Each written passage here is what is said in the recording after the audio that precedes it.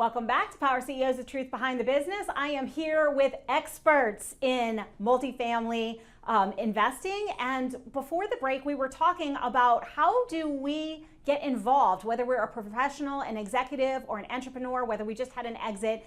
How can we start this process of investing in multifamily? I'm going to take it in an entirely different direction, though, because you know as well as I that we are in the middle of a technological revolution. AI is in everybody's conversation. If you're not doing this in your business, you're missing the boat. It is time. It is beyond time. Figure that out. You know, you hear that all the time. But these guys have integrated some of the AI technology already into their business to make it more fundamentally sound and really operationally efficient. Talk to me a little bit about what does technology look like in your business today?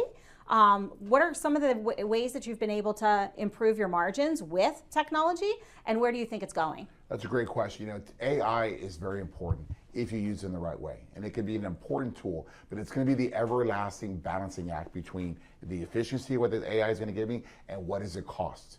And for a long time, there's been tech that's there, but are you willing to pay for it? We have found through trial and error, we found ways that we now can bring AI into our business. As a sales guy, I understand that every business in America needs one thing, and they got to have leads. The moment you run out of leads is when you go out of business, when you run out of a pipeline. So that means if we're a world where people call us for information, they have to find a way to get that information. They have to get it lightning fast. Traditionally, it's been making sure that we answer the phone. And sometimes that's hit or miss, right? Because again, real estate's easy, but people are difficult. They don't always want to do simple stuff like answer the phone, or maybe they're busy in the office. So we've introduced AI where we have a service now that will see you're calling, immediately send you back a text message and saying, hey, I know you're calling ABC apartment complex. How can I help you?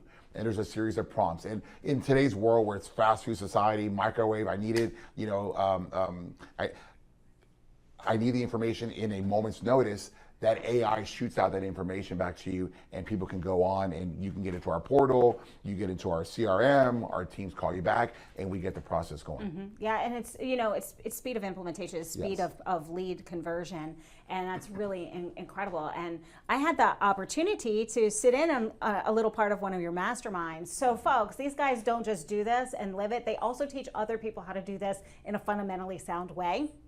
And they are integrated in a lot of different ways technologically. And so you're uniquely positioned and you're actually a little ahead of the curve in the industry. But what do you think is coming next? How do you choose what your next technology is? What's your next initiative that's going to help save you margins?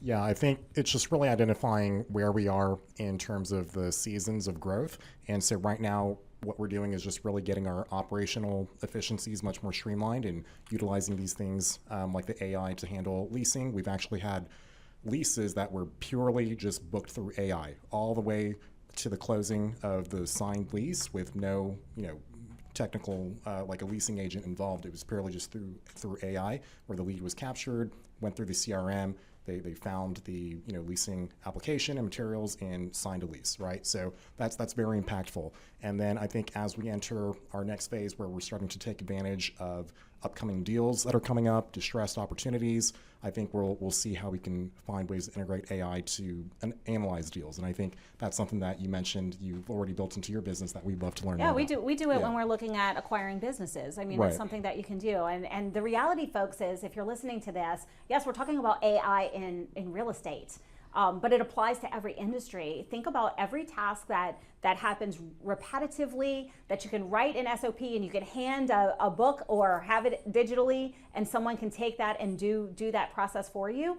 If that is the case, you can automate that process. And now it's not just the simple tasks, it's the complex tasks like due diligence. I have a due diligence checklist for my screening. I trained an AI on it, so I don't even do that anymore. It's literally saved me 15, 30 hours a week, and it allows me to do more deals in the business world. So start thinking about where in your business can you automate? What is it that you can take over and make simpler, leveraging the technology that's out there? Because the reality is your competition is going to do it. And ask yourself the question, can you afford, if your competition now has a 40 to 70% less cost basis or expense structure, their OpEx goes down by that, can you remain competitive? And the answer for most companies is no. So as you think about this, and you guys have had tremendous success in real estate over the years, I know you're continually raising funds, you're growing your portfolio, you're taking care of your investors, you're taking care of your people.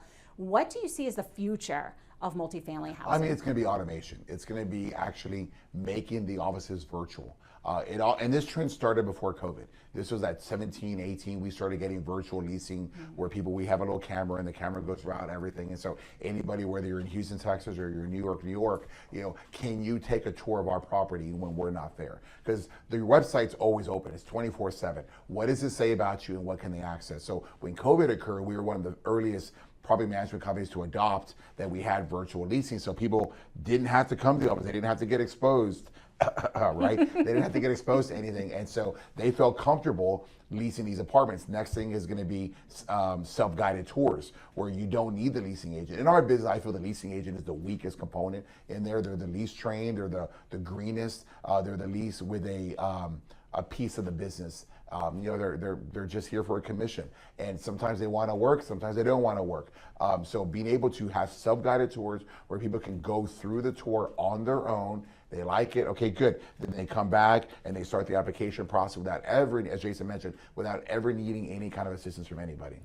So let me ask you, what about the older generation that is a little bit more resistant to these technologies? Are you seeing any resistance to this as you've integrated more technology, and how are you guys addressing that? You know what, I thought that in the beginning too, but my mom's 73 years old and she's a master of her iPhone.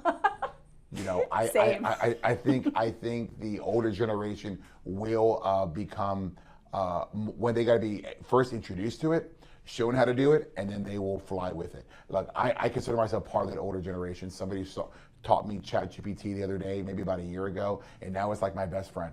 And anybody that I go and I meet or works with me, I want them using it too because it can streamline your business. So I think the older generation, when they're shown something, they want to grow. I don't think they want to fall behind. I don't think it's that, it's not that 80-year-old grandma that we're leasing to anyway. Our medium age range is between 30 and 50. And they all have phones, they all have social media, they all have access to the internet. And I think they're all going to be able to move with the times. And the really good thing about the automations and everything that you're doing is we want it now. Yeah. I mean, I'm in the older part of that. I'm Generation X, but I didn't grow up with a computer, but I still have that. I want to now. If I want to know it now. I want to be able to make that decision right now. And we're seeing that more and more with the younger generation. So I think that it's going to be essential to have those automations as you continue. So thank you for all of this education and information. How can people reach out to you guys if they'd like to learn more about investing? Because I know you guys train others if they want to be hands-on in the investment, and also that you raise money in case they're interested in that. Yeah, so if you're interested in learning more about Rockstar Capital, how you can invest with us, you can just go to rockstar-capital.com. ROCKSTAR, the little dash, and then CAPITAL.com. And then if you are interested in coming out to one of our more education-related events, seeing how we operate behind the scenes, we actually take you on site to visit our properties, typically on that third day. You can go to rockstar-mastermind.com, and you'll find all the information there as well. So I love to leave everybody with an action step that they can take today, no matter where they are in the spectrum. So if somebody's thinking about real estate investing and they haven't pressed go yet, what is the one thing that you would have them do today, the action that they could take right now? I mean, look, I think you got to hit the free resources that are in front of you, and that's YouTube and Instagram. And if you really were about to put $100,000, $1 million, I think you want to educate yourself on this. I would go out there, find my name, find Robert Martinez, find Rockstar Capital. You go to YouTube, watch my videos, see if my personality relates to you, see if what I'm saying makes sense to you. And then with the magic of YouTube and Instagram, there'll be others like me that you can also hit and compare and contrast and see, okay, I like this guy's style, I don't like that guy's style. I like what he's saying, he sounds like an operator. This guy just sounds like he's a fundraiser. And you make your own decision, like, who do you want to work with? So I think there's plenty of free resources that you don't have to spend a dime to get educated in 2025. I love it. Educate, educate, educate. You are speaking my language. Jason, any action step from you, or are you echoing? No, I'm totally echoing what Robert says. Everything starts with just finding that free resource and then also taking a step further, connecting with someone who might already be doing what you want to be doing. I actually saw Robert for the first time at a conference back in 2021, and look at where we are today. So anything can happen. You just got to take that first step. Fantastic. Thank you so much for your expertise, guys. I really enjoyed having you on here. It was very valuable for everyone. Thanks for having us. Thank you, Jen. And you, yes, you. Unfortunately, all good things come to an end, including this show. But you have action steps. Today is the day to take action, not tomorrow, not next week, because if you wait, then this just becomes another show that you watched and you don't change.